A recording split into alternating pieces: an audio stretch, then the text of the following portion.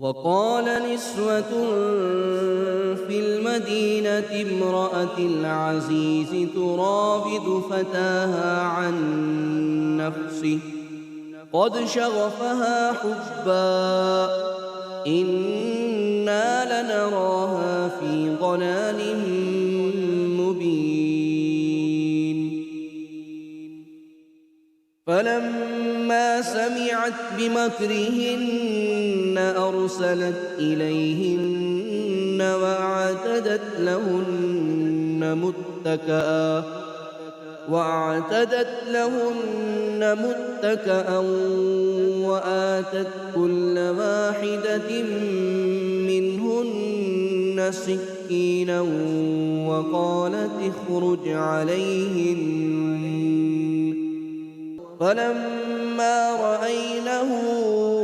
أكبرنه وقطعن أيديهن وقلن حاش لله ما هذا بشرا إن هذا إلا ملك كريم. قالت فذلكن الذي لمتنني فيه ولقد راودته عن نفسه فاستعصم ولئن لم يفعل ما آمره ليسجنن وليكون من الصاغرين. قال رب السجن أحب إلي مما يدعونني إليه وإلا تصرف عني كيدهن أصب إليهن وأكن من الجاهلين. فاستجاب له ربه فصرف عنه كيدهن إنه هو السميع العليم. ثم بدا لهم من بعد ما رأوا الآيات ليسجننه حتى حين. ودخل معه السجن فتيان قال أحدهما إني أراني أعصر خمرا وقال الآخر إني أراني أحمل فوق رأسي خبزا تأكل الطير منه نبئنا بتأويله إنا نراك من المحسنين. قال لا يأتيكما طعام ترزقانه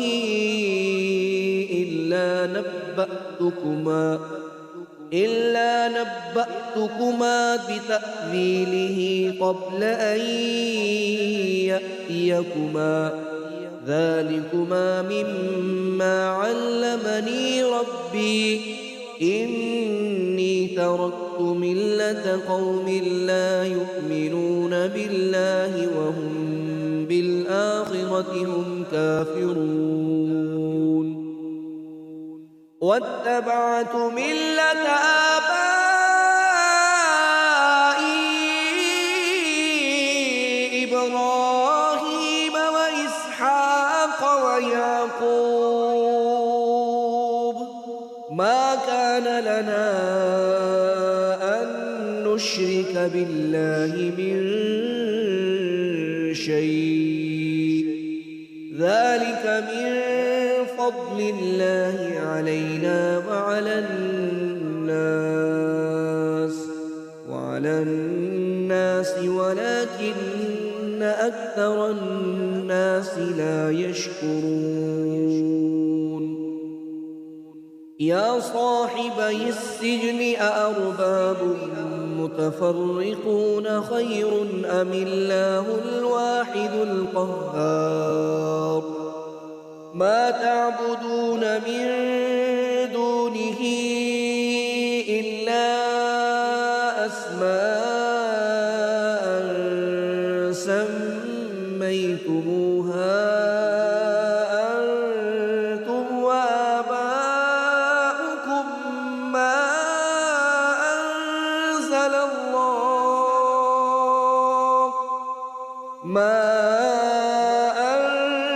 الله بها من سلطان إن الحكم إلا لله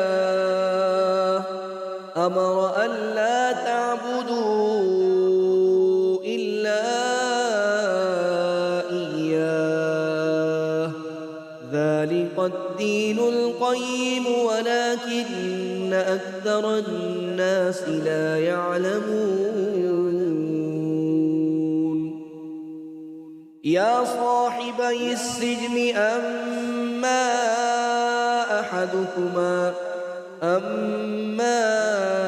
أحدكما فيسقي ربه خمرا وأما الآخر فيسلب فتأكل الطير من رأسه قضي الأمر الذي فيه تستفتيان وقال للذي ظن أنه ناج منهما اذكرني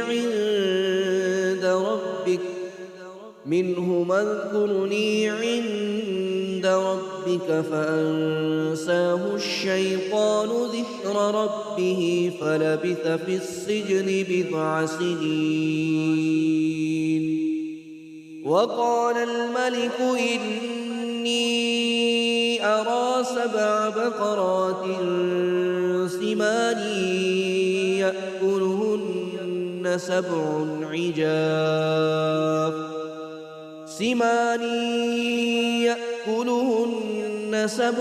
عجاف و7 سنبلات وخضر وأخر يابسات يا أيها الملأ أفتوني في رؤياي إن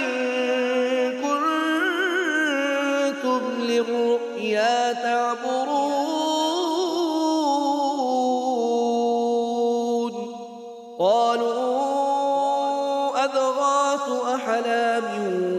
وما نحن بتأويل الأحلام بعالمين وقال الذي نجا منهما وادكر بعد أمة أنا أنبئكم بتأويله فأرسلون يوسف أيها الصديق أفتنا في 7 بقرات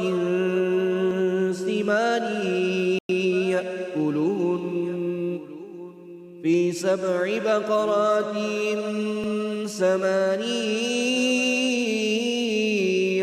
يأكلهن 7 عجاف و7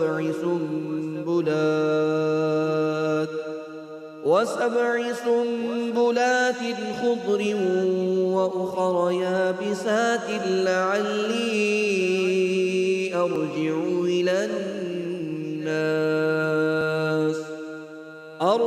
إلى الناس لعلهم يعلمون قال تزرعون 7 سنين دأبا فلما حصدتم فذروه في سنبله إلا قليلا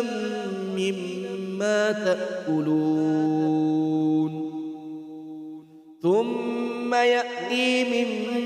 بعد ذلك 7 شداد يأكلن ما